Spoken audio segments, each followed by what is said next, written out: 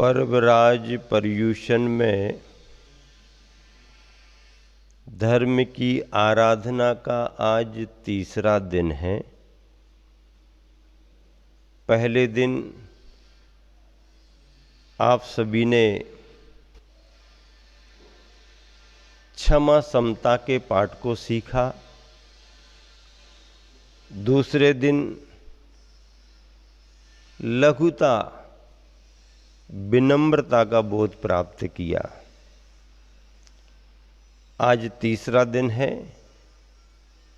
जबकि आपको भीतर बाहर से सरल होने की जरूरत है।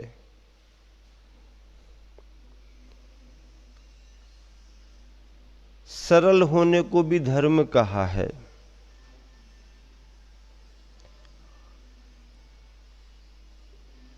कुटिलता, टेढ़ा मेढ़ापन, छल कपट, दूसरों को धोखा देना, ठगी, मायाचारी के काम करना, इससे कोई भी अच्छा नहीं मानता। इसीलिए संतों ने सरलता को धर्म कहा है, सीधेपन को धर्म कहा है। जब तक हमारे जीवन में सीधापन नहीं आएगा, तब तक हम अपने स्वभाव को, अपने धर्म को प्राप्त नहीं हो सकते। हर वर्ष आप सुनते हो, इस वर्ष फिर सुना रहा हूं, सांप टेढ़ा मेढ़ा होकर के भले ही बाहर कितना भी घूमता रहे, लहरदार होकर के, सांप की चाल लहरदार होती है। बाहर सांप लहरदार होकर के घूम सकता, चल सकता, लेकिन जब भी उसे अपने बिल में जाना होगा, एकदम सरल सीधा होकर के ही बिल में अर्थात घर में प्रवेश करना होता है। आचार्य महाराज ने ग्रंथ में लिखा है, जो चिंतेय न बंकम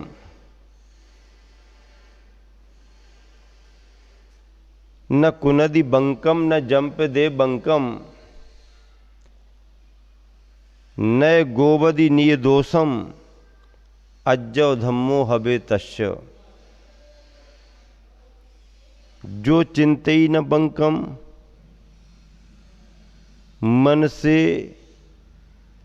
जो कुटिल विचारों का चिंतन नहीं करता, जो वक्र चिंतन नहीं करता, वक्र विचार नहीं करता, न कुनदि बंकम न जंप दे बंकम, न कुटिलता पूर्वक बोलता है और न कुटिलता पूर्वक कार्य करता है, न गोवदि निय दोषम, और निय दोषम अपने दोषों को छिपाने का भाव नहीं करता है। दोषों को छिपाने के लिए झूठ का सहारा लेना पड़ता है, झूठ छल कपट का व्यवहार करती है।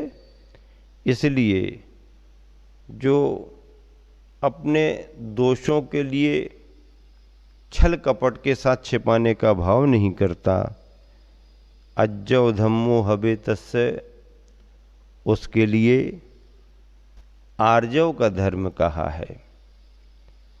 आर्जव का मतलब है ऋजोर भावम आर्जवम।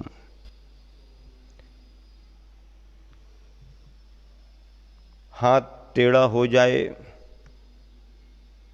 पैर टेढ़ा हो जाए,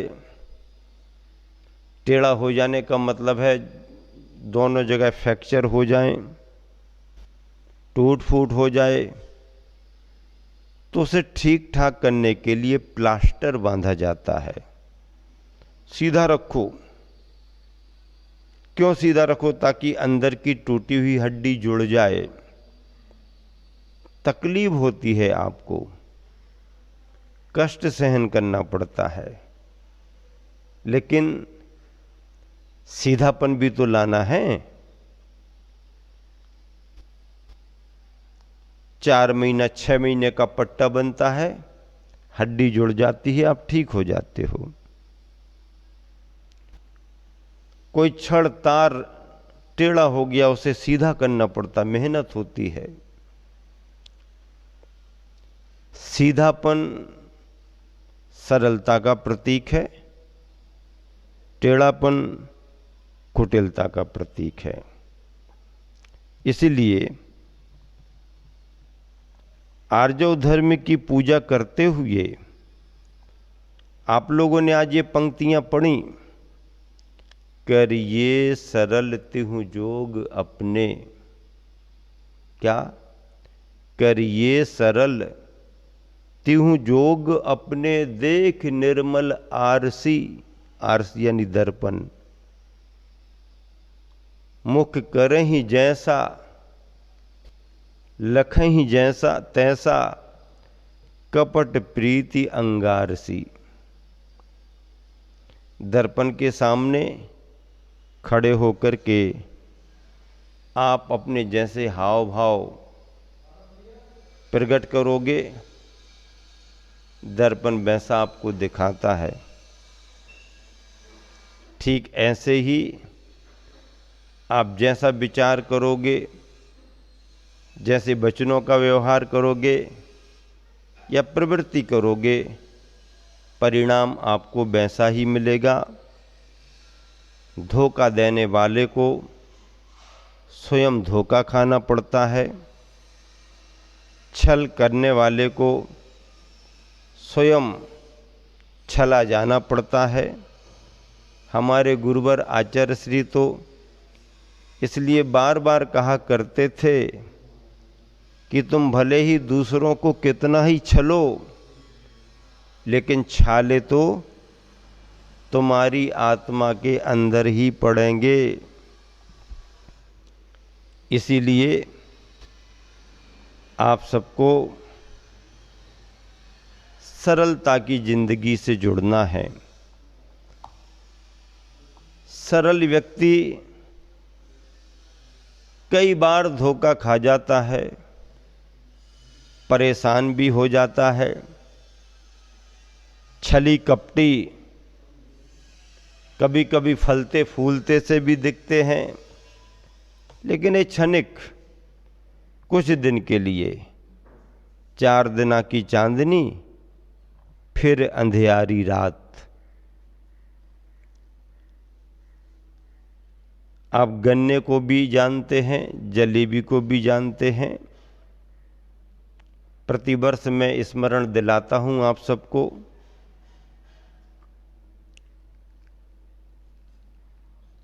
गन्ना भी मीठा होता है, जलेबी भी मीठी होती है, पर दोनों के आकार अलग अलग हैं। गन्ना सीधा होता है, जलेबी गोल गोल गोल टेढ़ी मेढ़ी होती है। दोनों की मिठास में बड़ा अंतर है। गन्ने की मिठास जमीन से जुड़ी हुई मिठास है, उसका स्रोत जड़ और जमीन है। जड़ और जमीन से जुड़ा हुआ गन्ना, इसलिए उसकी मिठास ओरिजिनल है।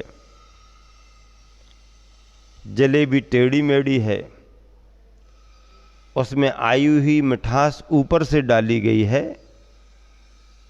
जो ऊपर से मिठास ओढ़ी जाती है वो टेढ़ी मेढ़ी होती है, और जो अंदर से पैदा होती है वो सरल और सीधी होती है। आर्जव धर्म गन्ने की मिठास है,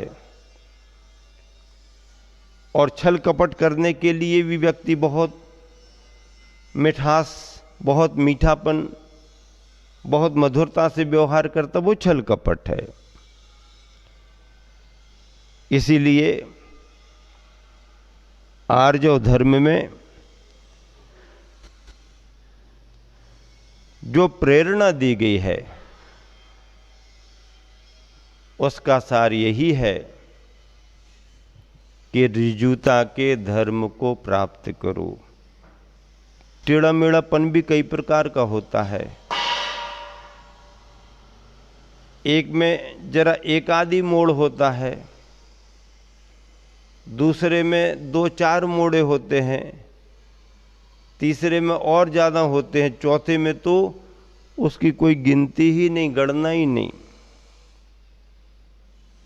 अनंतानुबंधी कसाय संबंधी टेढ़ा मेढ़ापन जिसका कोई अंत नहीं है। अप्रत्याख्यान संबंधी टेढ़ा मेढ़ापन 6 महीने के अंदर चला जाएगा।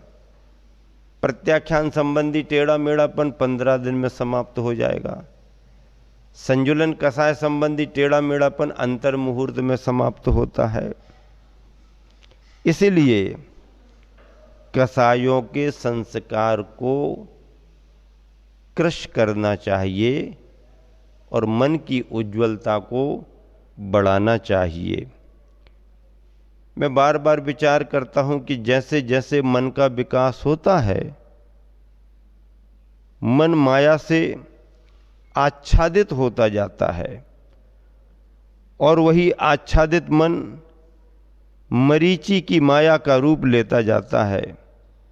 किंतु हम सभी जानते हैं कि मारीचि की माया ज़्यादा देर टिकती नहीं। मन का मारीचि यदि किसी माया जाल को बुनता है तो अंततः उसे उसी में फंसकर मकड़ी की तरह मर जाना होता है। मन की सरलता अपने साथ होना चाहिए।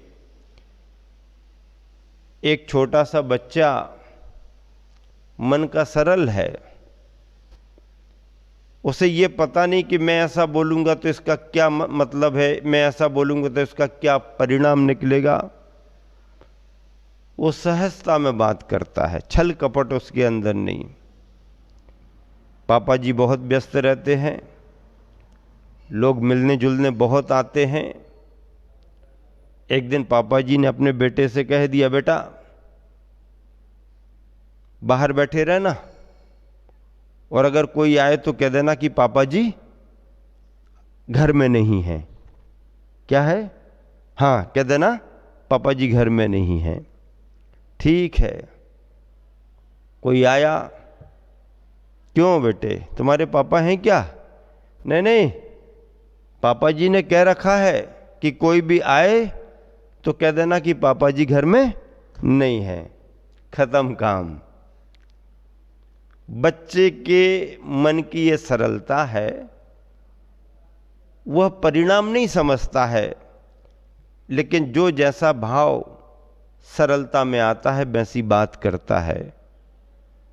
पर जैसे जैसे बच्चा बड़ा होता जाता है फिर उसकी भाषा और परिभाषा बदलती जाती है। इसलिए मन विकसित भले ही हो, दुनिया का विचार करें, दुनिया का चिंतन करें, पर विश्व के प्राणियों के प्रति सद्भावना रखें, सभी के कल्याण की कामना करें, सभी का भला हो ऐसी भावना भाएं। आर्जव धर्म इसी का नाम है। धोखा देने वाले स्वयं धोखा खाते हैं और बाद में फिर जब उनके छल कपट का भंडाफोड़ होता है तो फिर उन पर कोई विश्वास नहीं करता। उनकी जो साख रहती है, रेपुटेशन, वो भी समाप्त हो जाती है। मुझे एक उदाहरण बार बार याद आता है, प्राय करके सुनाता भी हूँ। श्री कृष्ण जी के हाथ में हमेशा बंसी रहा करती थी और बंसी से उन्हें बड़ा लगाव था। बजाते थे, उसकी मधुर तान सुनकर के सभी गायें, पशु पक्षी पास आ जाते थे।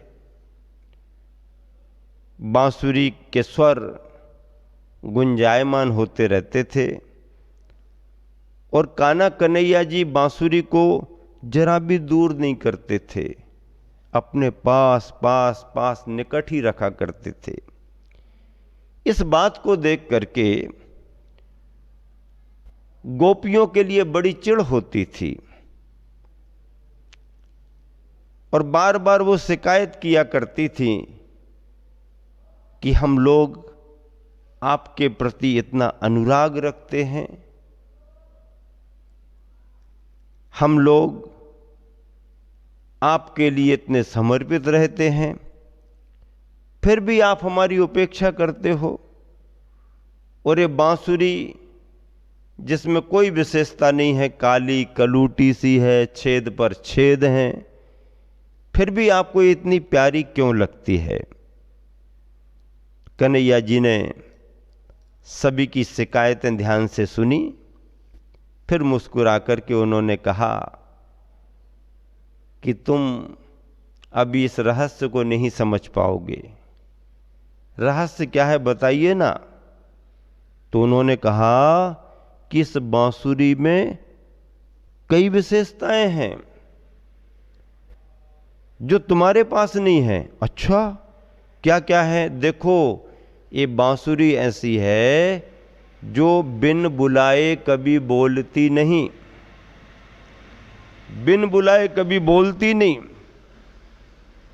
जब इसे स्वर देते हैं, फूंकते हैं, तभी ये मधुर आवाज करती है। बिन बुलाए बोलती नहीं, एक विशेषता है। दूसरी विशेषता, जब भी बोलती है मधुर मीठा ही बोलती है। और तीसरी विशेषता इसकी ये है कि इसके अंदर कोई भी गांठ ग्रंथि नहीं है, कोई भी गांठ ग्रंथि नहीं है। सरपट सपाट, इस तरफ से देखो उस तरफ तक सब दिखेगा, कोई अवरोध नहीं है। इन विशेषताओं को सुनकर के गोपियों के लिए सारी बात समझ में आ गई कि वो हो, हम क्या सोच रहे थे और कन्हैया जी के लिए कौन सी विशेषताएं प्रभावित कर रही थीं। हमारे पास जो है वो तो अलग ही है, लेकिन बंसी बांसुरी की विशेषता तो देखो, बिन बुलाए बोलती नहीं है। सबसे बड़ी खासियत, समय पर बोलो, कम बोलो, बिना बुलाए मत बोलो। एक विशेषता, जब भी बोलो मधुर बोलो और अपने अंदर कोई गांठ ग्रंथि मत रखो। यही आर्जव धर्म है।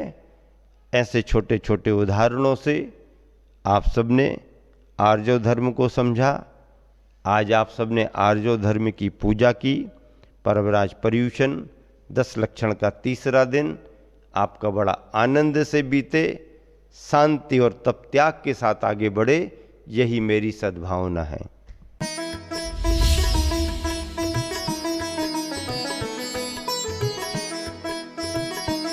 मध्य प्रदेश